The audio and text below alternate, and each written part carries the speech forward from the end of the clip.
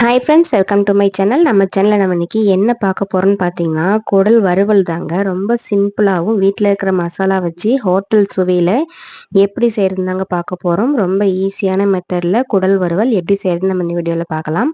வீடியோக்குள்ளே போகிறதுக்கு முன்னாடி நம்ம சேனலை இது வரைக்கும் லைக் பண்ணாதீங்க, சப்ஸ்கிரைப் பண்ணாதீங்க. அப்படியே மறக்காமல் சப்ஸ்கிரைப் பண்ணிக்கோங்க ஃப்ரெண்ட்ஸ். இப்போ வாங்க வீடியோக்குள்ளே போகலாம்.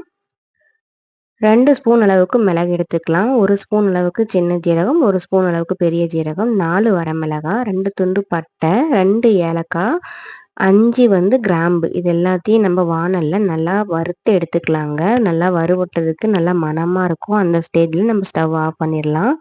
இப்போ பாருங்க, நல்லாவே நம்ம வறுத்து எடுத்துட்டோம்.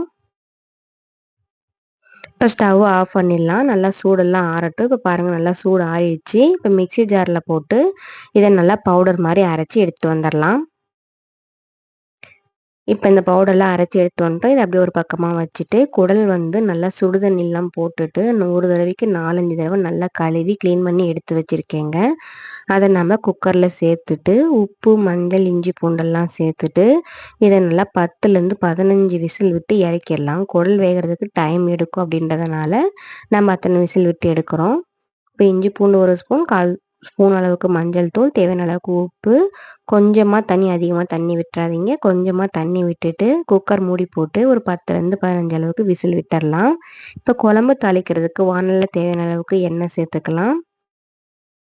ஜீரகம், பிரியாணி இலை, பட்டை போட்டு தாளிச்சிட்டு, சின்ன வெங்காயம் ஒரு 100 கிராம் அளவுக்கு சாப்பரில் சாப் பண்ணி வச்சுருக்கேங்க. அதையும் நம்ம இது கூட சேர்த்துக்கலாம். அது கூடவே ஒரு கொத்து கருவேப்பிலை, 1 ஸ்பூன் அளவுக்கு இஞ்சி பூண்டு பேஸ்ட்டு. இது எல்லாத்தையும் நம்ம எண்ணெயிலே நல்லா அந்த மாதிரி வதக்கி விட்டுறலாம்.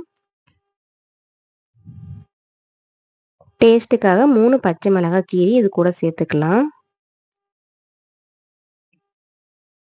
இதெல்லாம் நல்லா எண்ணெயிலே வதங்கினதுக்கப்புறமா பழுத்த தக்காளியா, அது சின்ன தக்காளியா 1 குட்டி குட்டி பீஸாக கட் பண்ணி அது கூட சேர்த்துக்கலாம். ஒரு தக்காளி.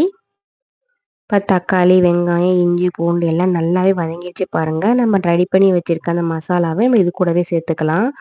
சேர்த்துட்டு நல்லா ஃபஸ்ட்டு கலந்து விட்டதுக்கப்புறமா தான் தண்ணி சேர்த்தணும். தண்ணி சேர்த்துட்டு நீங்கள் இந்த மாதிரி பண்ண வேண்டாம். தண்ணி சேர்த்தாமே நல்லா நம்ம மசாலா எல்லாம் எண்ணெயிலே நல்லா இந்த மாதிரி வதக்கி விட்டுருங்க. இப்போ குக்கரில் ஒரு 10, 15 விசில் விட்டு நீங்கள் எடுத்துகிட்டு வந்துட்டீங்க. குடல் எல்லாம் நல்லாவே வெந்துருச்சு பாருங்கள். இப்போ இந்த தண்ணியோடைய இந்த மசாலா கூட நம்ம சேர்த்துக்கலாம்.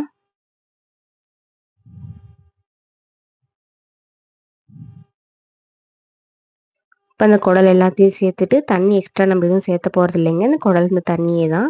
நல்லா இந்த மாதிரி கலந்து விட்டுறலாம். இப்போ தட்டு போட்டு மூடி ஒரு 10 நிமிஷம் விட்டுறலாம். அந்த மசாலா எல்லாம் அந்த குடல்ல நல்லா இறங்கட்டும். அப்பப்போ நடுவில் எடுத்து கிண்டி விட்டுருங்க, இல்லைன்னா அடி பிடிச்சிரும். இந்த தண்ணி மாதிரி இருக்கிறதெல்லாம் நல்லா சுண்டி நல்லா ப்ரௌன் கலரில் வரணும். அந்த ஸ்டேஜில் நம்ம ஸ்டவ் ஆஃப் பண்ணிடலாம்.